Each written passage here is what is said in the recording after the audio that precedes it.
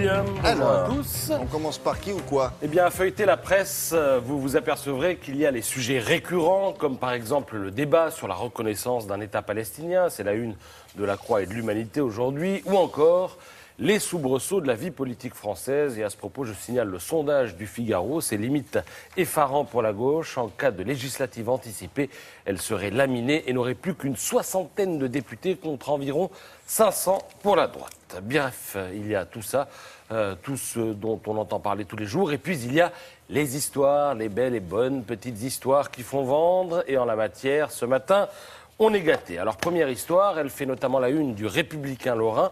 Vous vous rappelez bien sûr le film « La vie est un long fleuve tranquille ». Eh bien oui. voilà, nous y sommes. Désormais, c'est carrément la réalité qui s'inspire de la fiction. L'histoire, c'est celle de Manon et de Mathilde, deux bébés qui, il y a 20 ans, dans une clinique de Cannes, ont été échangés pendant 10 ans. Volontairement ou... Non, c'était une négligence du personnel. D'accord.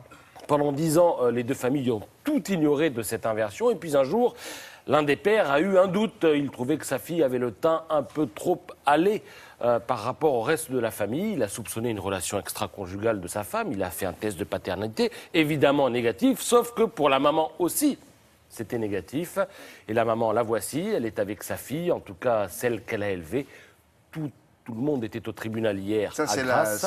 c'est pas la maman biologique, c'est la maman Voilà, qu'il c'est a la élevée. maman avec la fille qu'elle a élevée. D'accord. Et elle s'aime toujours autant, donc ça c'est le bon Bien côté sûr. de Je l'histoire. trouve qu'elle se ressemble un peu. Et moi. oui, mais parfois il y a le mimétisme, hein, vous Ah savez, bon à force de côtoyer des gens, on finit par vivre, Ah oui. avoir les mêmes Vous expressions. pensez qu'on va se ressembler? Oui, mais on se ressemble déjà, William. Et vous faites une bonne affaire. Et vous faites une excellente affaire. Alors le jugement sera rendu le 10 Mais la février. maman biologique, alors? Pareil. Ils se sont- Mais elle réclame, Elle non? réclame aussi, si tout le monde réclame, 12 millions d'euros à la oui, clinique. des indemnités, mais Voilà. ils n'ont pas envie d'échanger Non, les ils ne vont enfants. pas rééchanger. Chaque enfant restera dans la famille où il a été élevé et on connaîtra donc le jugement le 10 février prochain. Deuxième histoire du jour, on la doit au Canard enchaîné qui, c'est une coïncidence, nous offre l'occasion de retourner dans le monde merveilleux des cliniques. Alors Cabu nous raconte ça en 3 coups de crayon. On voit des infirmières, des aides-soignantes, un personnel médical.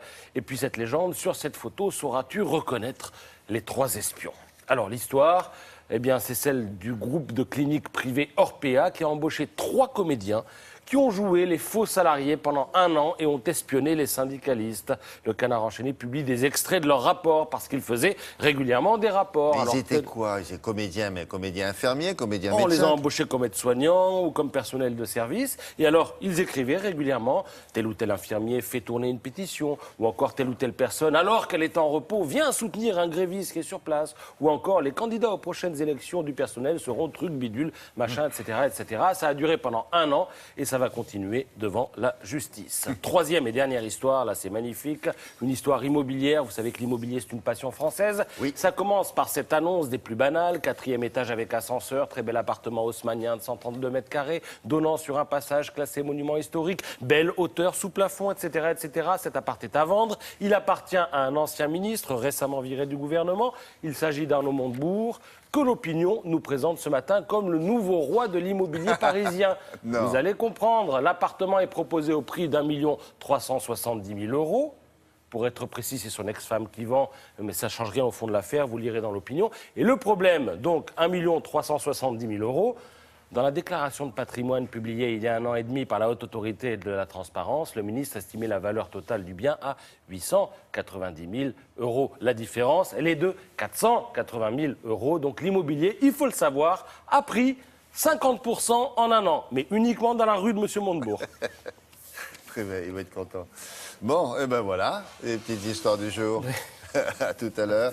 Pour une revue de presse culturelle cette fois-ci, la météo.